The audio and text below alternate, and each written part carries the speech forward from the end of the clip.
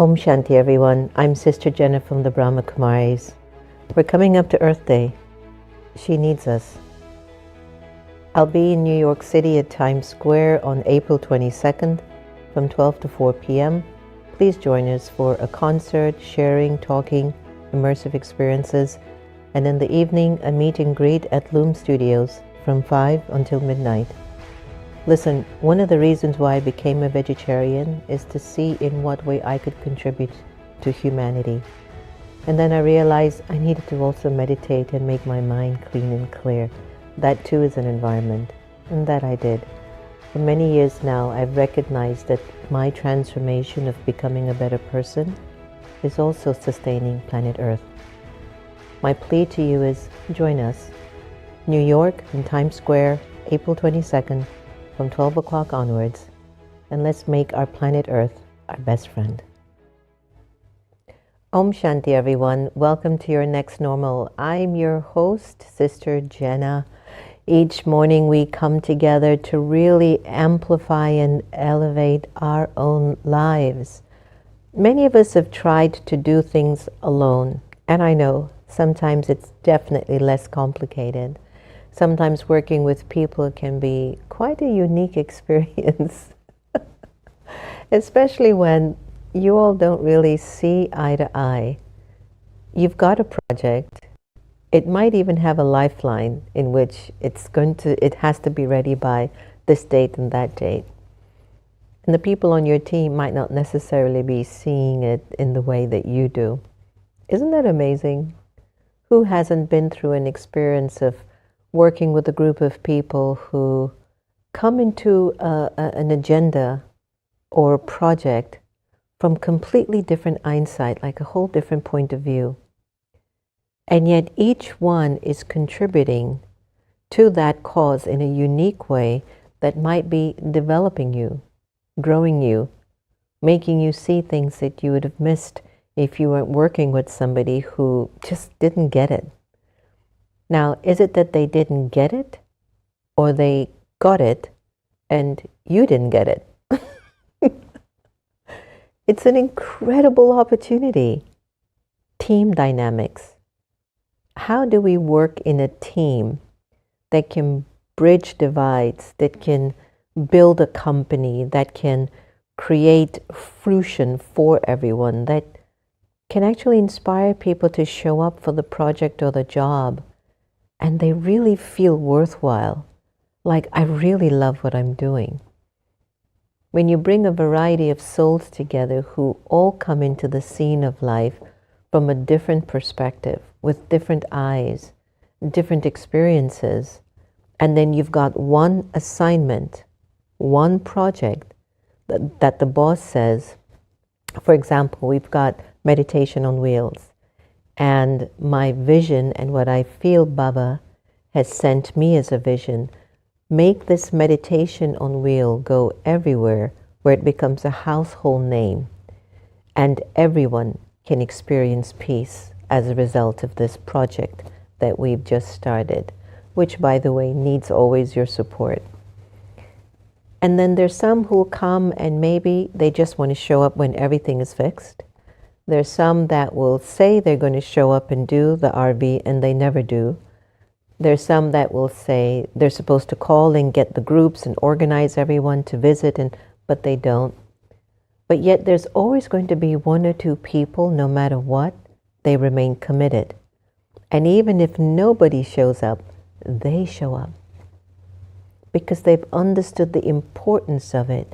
Maybe it's their ethics, maybe it's their value. For whatever reason, you can depend on them. Every team has someone like this. And every team has others who are not as invested in the assignment and the project as the one who holds that. In our Brahma Kumaris culture, it's so beautiful.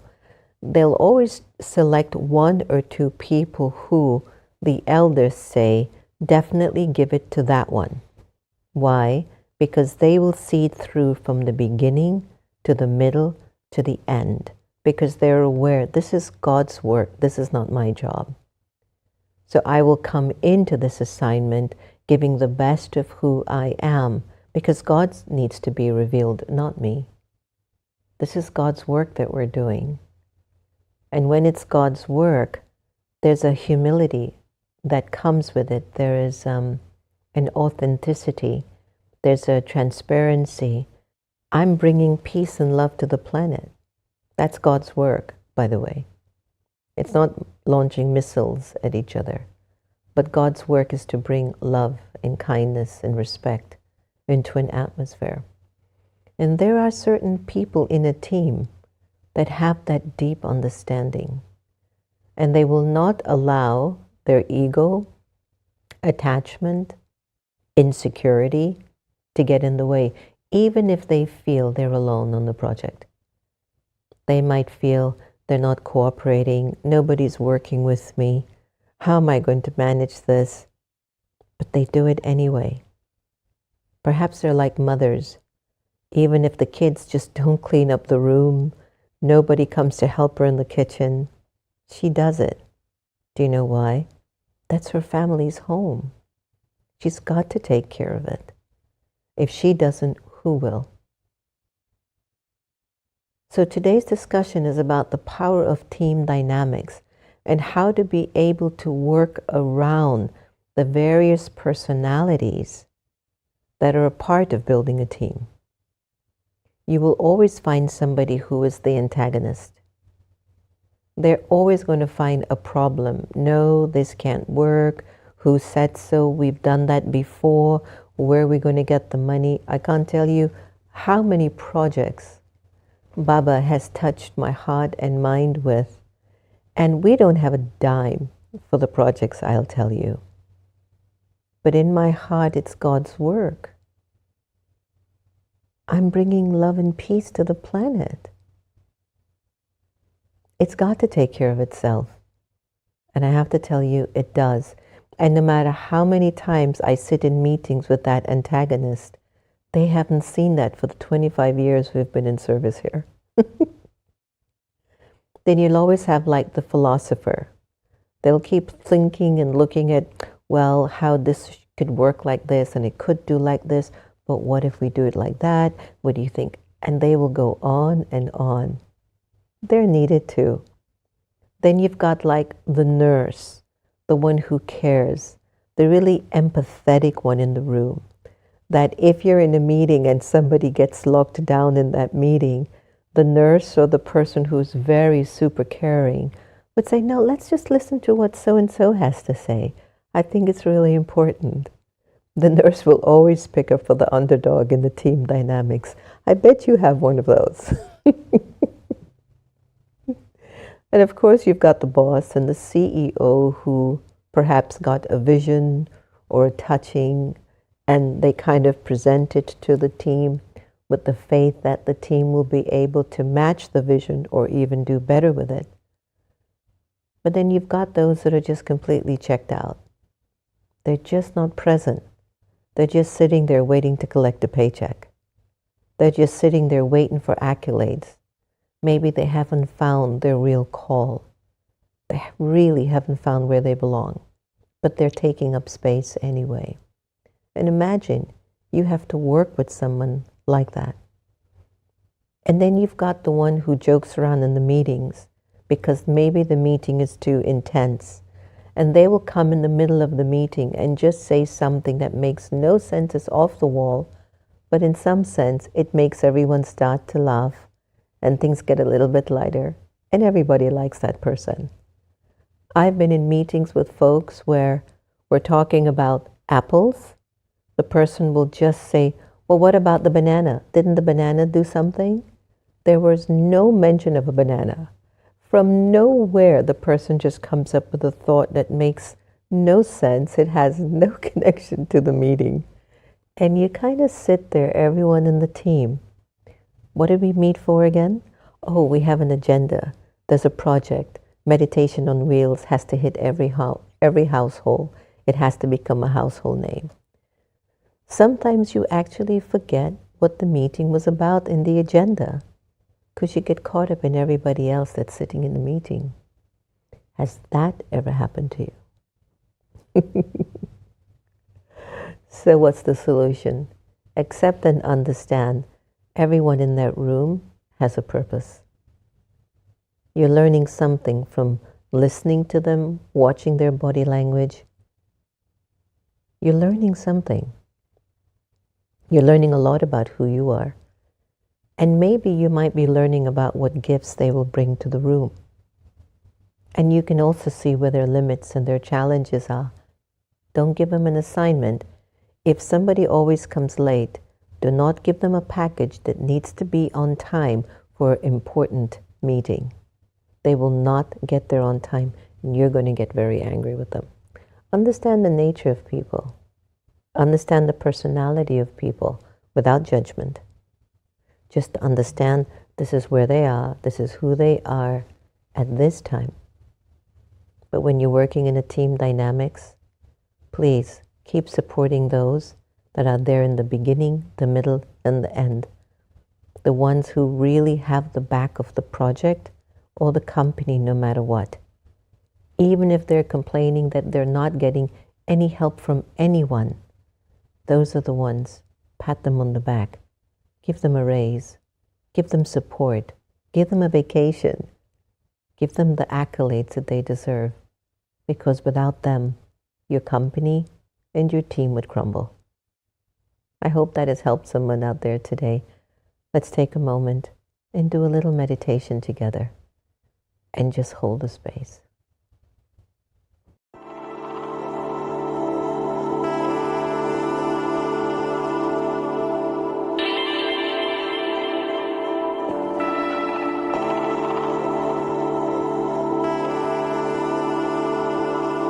E pluribus unum is not meant to suggest that power should be consolidated into a single individual, but rather that power is innately possessed by every individual, which makes up a single collective. In this meditation, I gently allow my thoughts to become aware that each and every thought is a part of a collective community inside myself. When I choose to nurture thoughts of peace and abundance, I generate safety around me and for others to experience. I'm a part of a collective, and what I think, feel, and do creates a community inside myself and outside of myself. I, the living soul, am a citizen, and through my life, I amplify unity, values, love, and togetherness. I use these pure thoughts to govern my life and to share pure feelings with everyone around me. I am not here to be ruled by any waste thoughts or by anyone. Rather, I'm here to rule my life with virtues and respect. I am one out of many, and together, I, you, us, make up a world of kindness and abundance. Let me sit in this pure meaning of E pluribus unum.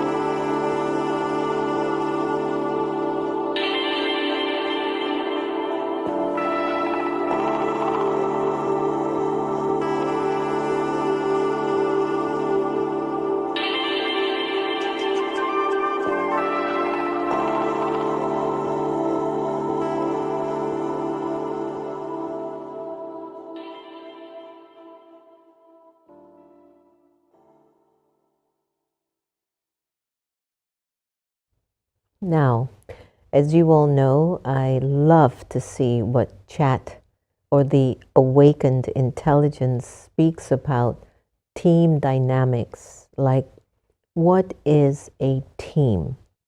That's what I'd like Santosh to put in the chat for me. What is a team? Or what is team dynamics? Santosh, can you find something like that? What is team dynamics, or what is a team? What is a good working team?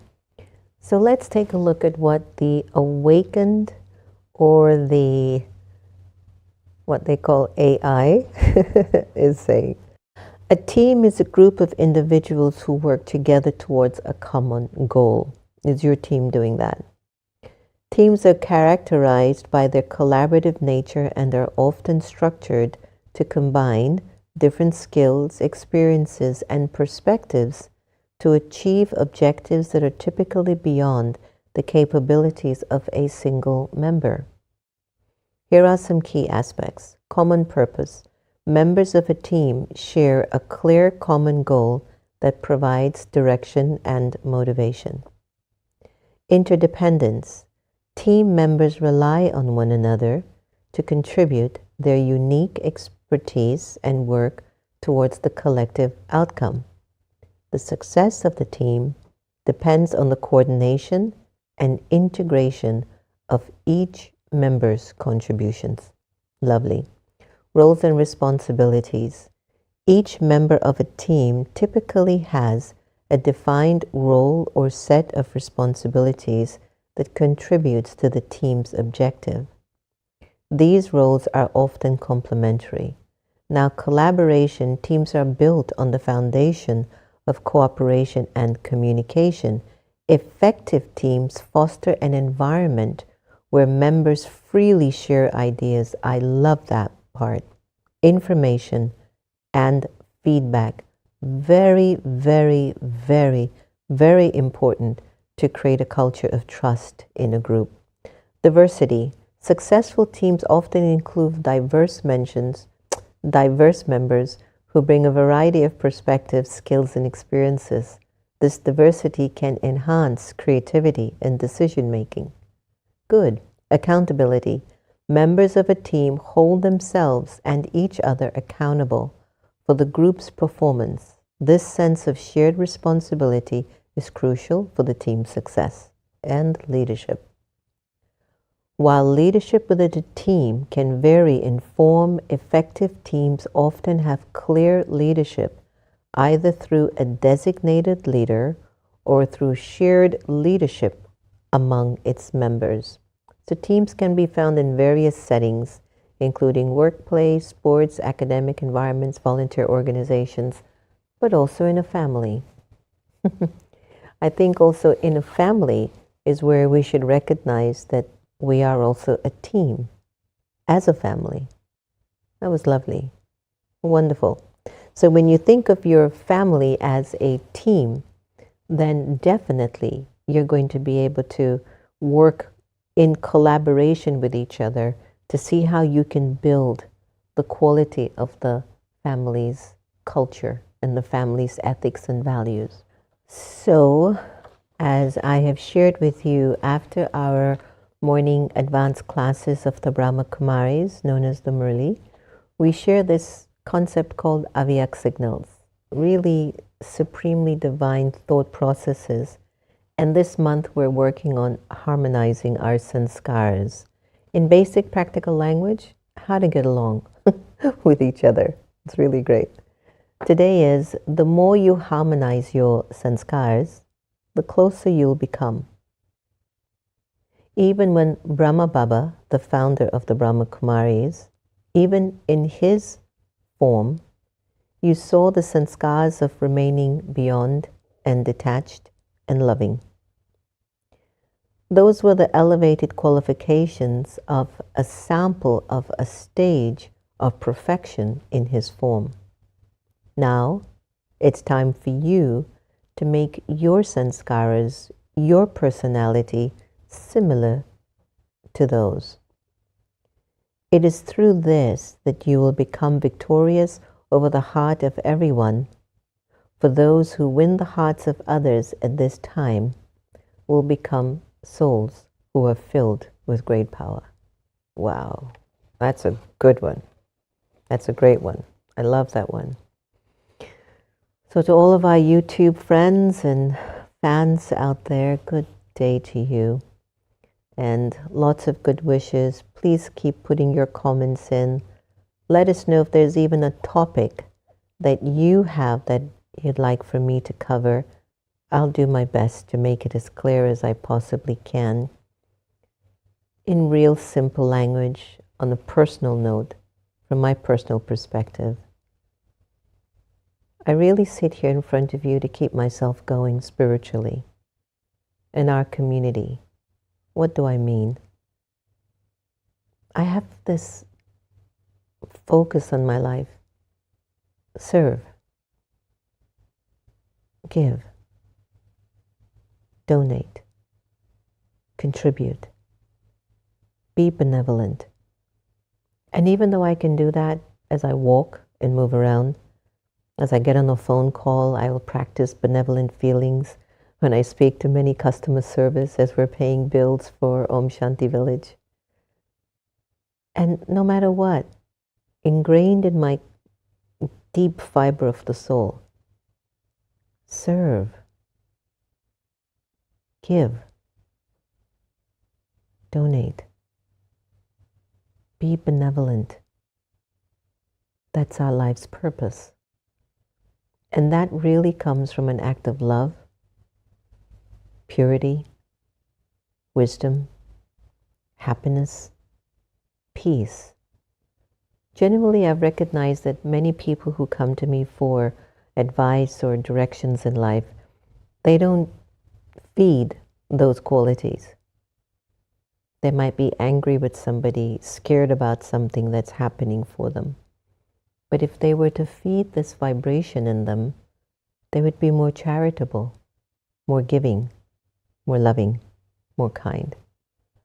So we sit here in our studios at Om Shanti Village on behalf of the Brahma Kumaris Meditation Museum to just be in service to ourselves and to our friends and family throughout the entire world.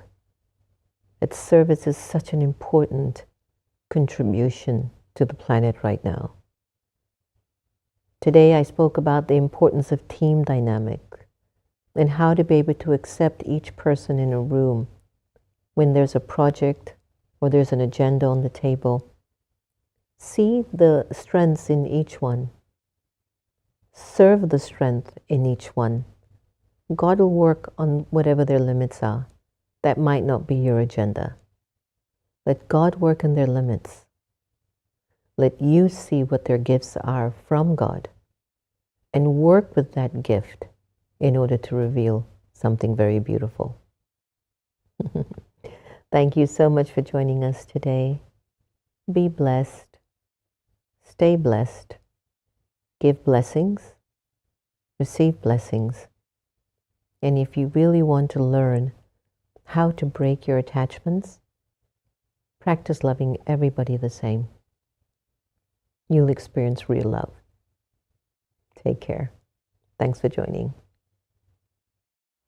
Om Shanti. Greetings to all my brothers and sisters across this planet for Earth Day, which comes up on the 22nd of April. And a special request. We've been partnering with the Earth Day organization to promote the awareness of our responsibility to nature and Earth. And within that, this year the theme is planet versus plastics. Well, you know what we have to do. And so really it's time to make a decision that we're going to say no, especially to single-use plastics, and support Earth.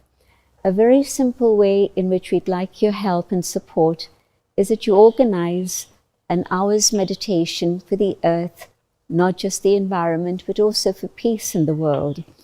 And especially 21st of April is third Sunday when we have our meditation day. And so perhaps either on the Saturday or the Sunday or the Monday, you organize some meditation. It would be a wonderful demonstration of how we as people of faith really want to support nature and the environment and the earth especially. And so all good wishes for a wonderful experience of sending out Baba's love and light to nature and the earth. Thank you for all your kindness and support. Om Shanti. Meditation, intimate experiences with the divine through contemplative practices. A common sentient series by Sacred Stories Publishing. The quieter you become, the more you're able to hear. Rumi. A time to choose. We find ourselves right now in the age of great transformation, one of the most consequential moments in human history. These are indeed the times that the great prophets and seers throughout the millennia have spoken about. Mankind has experienced and survived many eras of tremendous change, of course, yet with each turn of the spiral, the permutations become more amplified, as if there will be one final revolution of the cycle that turns it all around, so we can start anew once more. Have you been feeling overwhelmed, stressed, out of balance lately? Do you crave for a pocket of peace and tranquility in your busy life, but you struggle to find the time or space? Then we have the perfect solution for you. Meditation on Wheels. It's an RV sanctuary traveling in the metropolitan Washington D.C. area, offering transformative meditation experiences. It's a movable oasis of calm at your doorstep. Book us today to come to your business, school, government space, or event. Why? We bring the calm to you.